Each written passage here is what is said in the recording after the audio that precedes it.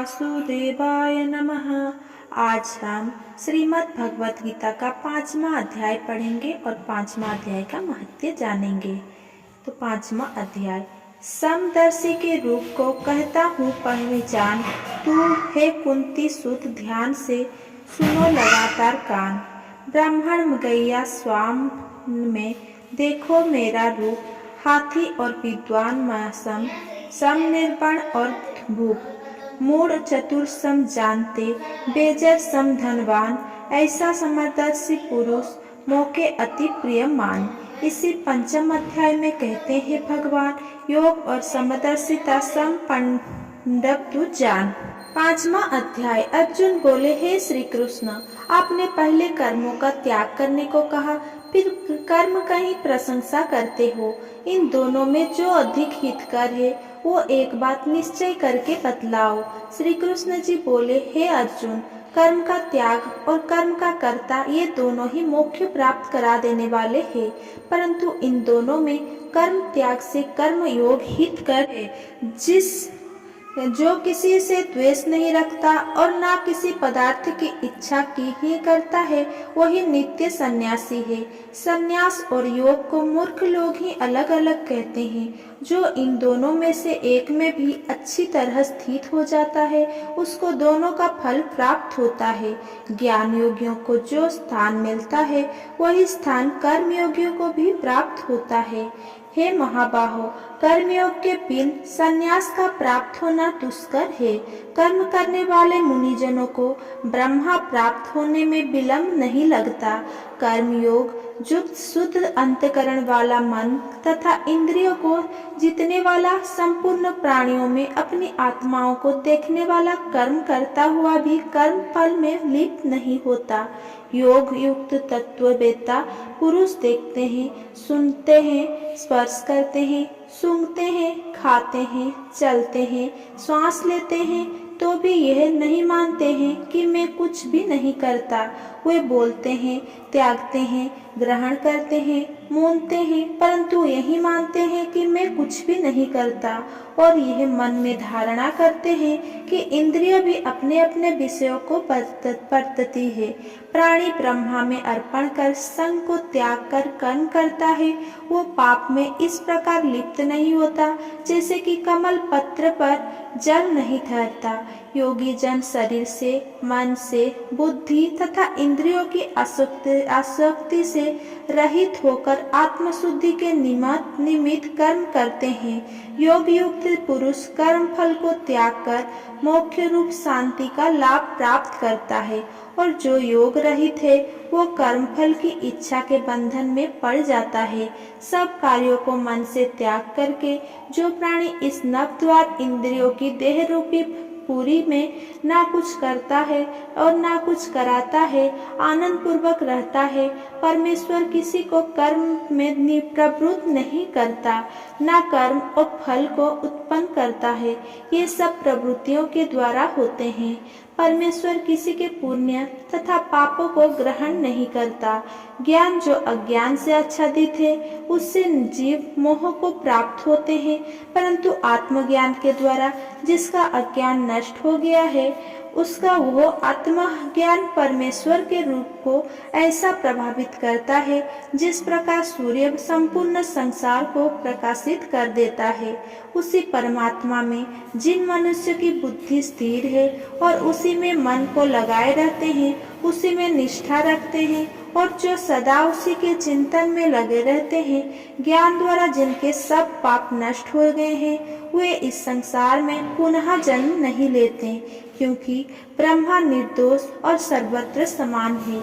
इसीलिए वे ब्रह्म को प्राप्त हो जाते हैं। जो प्रिय पदार्थों को लेकर प्रसन्न और अप्रिय पदार्थों को पाकर खिन्न नहीं होते हैं, ऐसे स्थिर बुद्धि वाले मोह रहित ब्रह्मवेत्ता को ब्रह्म में स्थित जानो।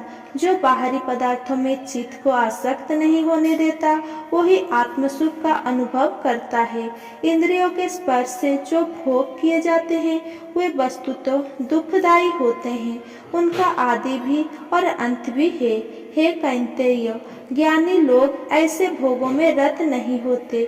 शरीर छूटने के पहले जो मनुष्य काम और क्रोध के वेग को सहन करने में समर्थ होता है, वो योगी और सच्चा सुखी है।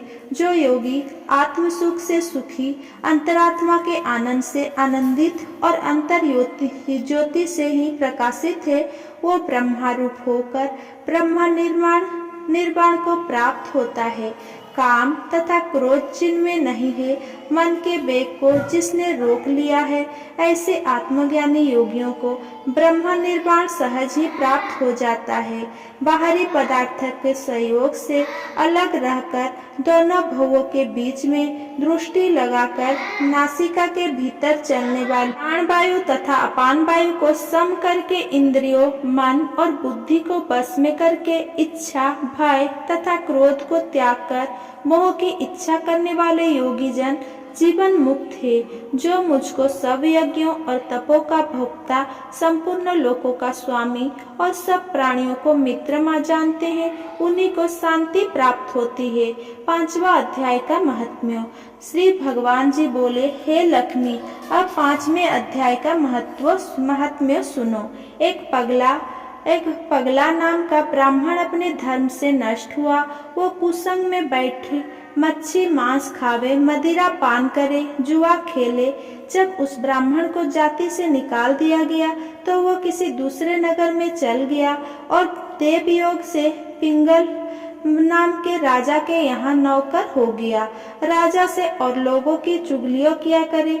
जब बहुत दिन बीते तो वो धनवान हो गया और उसने अपना विवाह कर लिया, परंतु स्त्री व्यभिचारिणी आई। वो स्त्री को नित्य मारे। एक दिन उस स्त्री को बहुत मार पड़ी। तब उस स्त्री ने दुखी होकर अपने पति को विष दे दिया, जिससे वो मर गया। फिर ब्राह्मण ने तोते का जन्म पाया। कुछ काल बीते वो स्त्री भी मर गई। उसने तोते का जन्म पाया। तब वो फिर उस तोते की पत्नी हुई। एक दिन उस तोते ने तोते से पूछा, हे तोते, तूने तोते का जन्म क्यों पाया? तोते ने उत्तर दिया, हे तोती, सुन, मैं अपनी पिछले जन्म का हाल कहता हूँ। मैं पिछले जन्म में ब्राह्मण था, अपने गुरु की आज्ञा नहीं मानता था। मेरा गुरु बड़ा विद्वान था। उनके पास और भी विद्यार्थी रहते थे। गुरुजी जब किसी और विद्यार्थी को पढ़ाते थे तब मैं उनके बीच में बोल पड़ता। कई बार गुरुजी ने मना किया पर मैं नहीं माना। तब गुरुजी ने मुझे श्राप दिया कि जा, तू तोते का जन्म पावेगा। इस कारण मैंने तोते का जन्म पाया। अब तू कह, किस कारण से तोती हुई? तोती ने उत्तर दिया, मैं पूर्व जन्म में ब्राह्मणी थी। जब ब्याही आई तो मैंने पति की आज्ञा नहीं मानी थी। जब पति ने मुझे मारा तब मैंने एक दिन अपने पति को विष दे दिया और वो मर गया। ये सुनकर तोते ने कहा, तू बड़ी नीच है जो अपने पति को विष दे दिया। तोती ने कहा, नर्क के दुख भी तो मैंने ही सहे हैं। अब तो मैं तुझे अपना पति मानती हूँ। एक दिन वो तोती वन में बैठी थी। वहाँ एक गीद आया। तोती को उस गीद ने पहचान लिया और वो उस तोती को मारने दौड़ा। आगे आगे तोती, पीछे पीछे गीद। उड़ते उड़ते तोती एक स्मशान भूमि में थक कर गिर पड़े। वहाँ एक साधु का दहा हुआ था। साधु की खोपड़ी वर्षा के जल से भरी हुई थी। तोती उसमें गिर गई। इतने में वह गीद आकर उस तोती को मारने लगा। उस खोपड़ी के जल से उनकी देह भीग गई और दोनों आपस में लड़ते लड़ते मर गए तथा अधम देह से छूटकर देवदेही पाई और विमान आए, जिन पर बैठकर दोनों वैकुंठ को गए। वो खोपड़ी उस साधु की थी जो गीता जी के 5वें अध्याय का पाठ किया करता था। ऐसे ही आप लोग भागवत गीता का 5वां अध्याय संपूर्ण हुआ। अगर अगला अध्याय जानना चाहते हैं तो मेरे साथ जुड़े रहिए और मेरा वीडियो अगर पसंद आया हो तो मेरा वीडियो को लाइक, कमेंट, शेयर करें एंड मेरे चैनल को सब्सक्राइब करें। धन्यवाद।